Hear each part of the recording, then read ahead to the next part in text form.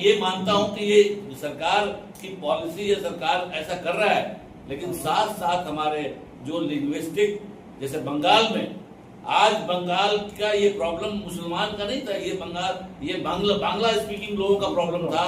बंगाल के कम से कम 10 एमपी को जाकर के गुड़गांव के अंदर धरना देना चाहिए था और कहना चाहिए था कि हमारे बंगालियों को तंग कर रहे हैं, ना कि मुसलमानों को तंग कर रहे हैं। लेकिन बंगाल का भी रिस्पॉन्स इस पर पुअर हुआ।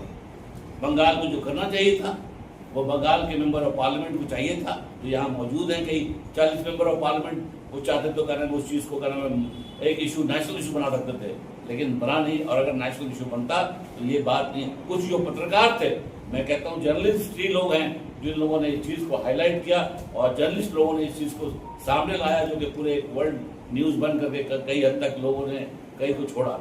तो ये एक बहुत बड़ा मसला है, जो आप एक चाहे लैंग्वेज के नाम पे, चाहे कास्ट के नाम पे, चाहे मुसलमान, आप एक लोगों को टारगेट कर रहे हैं। एक तीर से दो निशाना इनका है। वो दो निशाना ये है कि एक तरफ तो माइनॉरिटीज को फियर साइकोसिस में रख कर करके, और ये ओबीसी और दलित को टारगेट कर रहे हैं।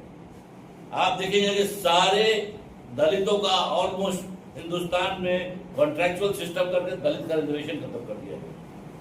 और रिजर्वेशन खत्म होने से आप जानते हैं कि उनकी जो बच्चों की जो अपलिफ्टमेंट हो रही थी, पढ़ रहे थे केंद्रीय विद्यालय में एडमिशन, वो उनका खत्म हो गया। लेकिन अफसोस कि उन दलित के जो लीडर जो इस सरकार के एजेंट बन गए हैं, वो एजेंट बन करके इस सरकार की जो हम हानि कर रहे हैं या अपने लोगों के खिलाफ काम कर रहे हैं।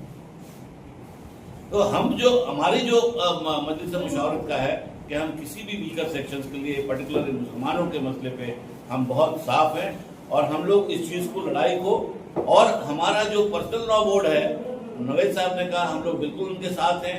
पर्सनल लॉ बोर्ड को कुछ बड़े जो मसाइल लेते हैं, उसके साथ साथ उनको चाहिए कि पूरे हिंदुस्तान में लीगल थीम बनाए, पूरे डिस्ट्रिक्ट लेवल तक बनाए, और जो प्रॉब्लम मुसलमानों के साथ, इनोसेंट मुसलमानों को फॉल्स मुकदमे में फंसाया जाता है, उसकी लड़ाई भी करने में पर्सनल लॉ बोर्ड को लेनी चाहिए और पर्सनल लॉ बोर्ड को उसको टेकअप करना चाहिए। और तभी आप सिस्टमेटिक वे में आप लड़ सकते हैं। जब तक कि आप हिंदुस्तान में, चाहे डेमोक्रेसी के मामले में या आप सेकुलरिज्म के मामले में, आप तभी प्रोटेक्ट कर पाएंगे जब तक कि आप लीगल टीम एक मजबूत खड़ा नहीं करेंगे। आपको एक बहुत मजबूत लीगल टीम खड़ा करने की जरूरत है, और हम लोग उस पर मुशावरत ने हम लोगों ने बनाया है।